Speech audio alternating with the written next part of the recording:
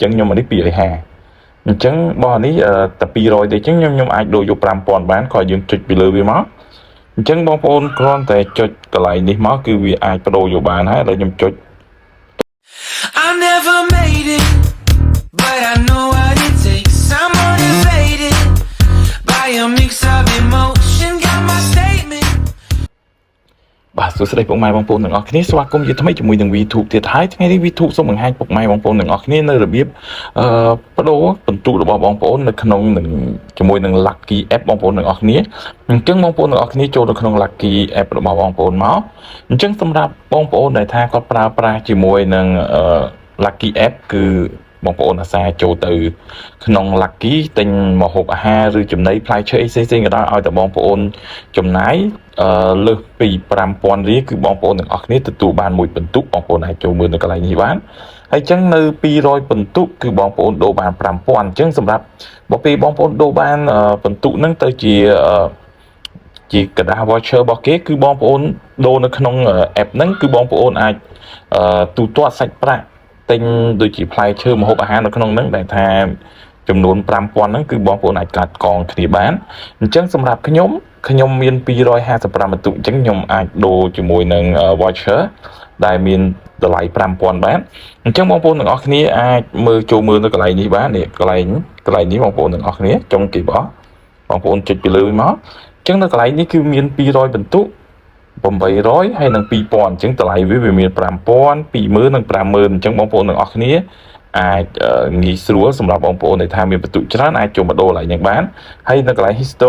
point history នេះគឺកន្លែងប្រវត្តិដែលយើងធ្លាប់ទិញនៅកន្លែងសាខាទីប៉ុន្មានសាខាណាអីចឹងរបស់ Lucky ហ្នឹងហើយយើងទិញអស់ប៉ុន្មានបន្ទុកដែលយើងទទួលបានគឺបងប្អូនមើលនៅក្នុងនេះគឺយើងសន្សំសរុបមកគឺបន្ទុកហ្នឹងវាលោតនៅលើនេះសរុបអញ្ចឹងឥឡូវសម្រាប់ពេលនេះខ្ញុំសូមបង្ហាញបងប្អូនទាំងអស់គ្នានៅរបៀបដូរគ្រាន់តែបងប្អូនទាំងអស់គ្នាឲ្យប្រកាសថាបន្ទុកបងប្អូនទាំងអស់គ្នាអាចគ្រប់ដូរនៅក្នុងនេះអញ្ចឹងខ្ញុំនេះ250អញ្ចឹងបងនេះតែ200ទេអញ្ចឹងខ្ញុំអាចដូរយក5000បានក៏យើងចុចពីលើវាមកអញ្ចឹងបងប្អូនគ្រាន់តែចុចកន្លែងនេះមកគឺវាអាចបដូរយកបានហើយឥឡូវខ្ញុំចុចតមកបងប្អូនដាក់ use now មកបងប្អូនទាំងអស់គ្នាបាទចឹងគ្រាន់តែបងប្អូនទាំងអស់គ្នាចុចតែប៉ុណ្្នឹងមកហើយបងប្អូនទាំងអស់គ្នាគឺបងប្អូនអាចយកកន្លែងពីយើងដាក់ដូរចឹងយើងយកឲ្យនៅកន្លែងcashier របស់គេ scan ទៅគឺអាចកាត់កងគ្នានៅក្នុង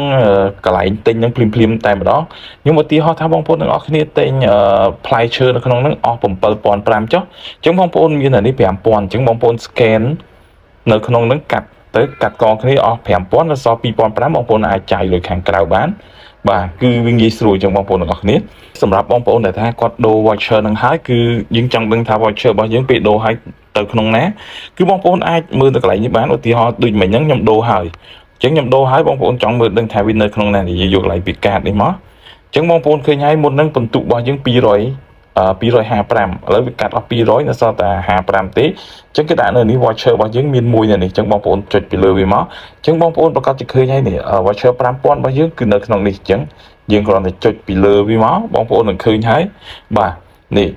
ទឹកលុយរបស់យើងគឺនៅក្នុង5000អញ្ចឹងគឺគេដាក់ថាយើងអាចប្រើបានដល់ថ្ងៃទី24ខែ6 2026អញ្ចឹងបងប្អូនទាំងអស់គ្នាអាចចង់ចូលទៅ Lucky ទិញនៅថ្ងៃណាក៏បានដែរតែកុំឲ្យផុតថ្ងៃហ្នឹងបងប្អូនទាំងអស់គ្នាបើផុតថ្ងៃហ្នឹងគឺវា expire ផុតកំណត់ឲ្យបងប្អូនទាំងអស់គ្នា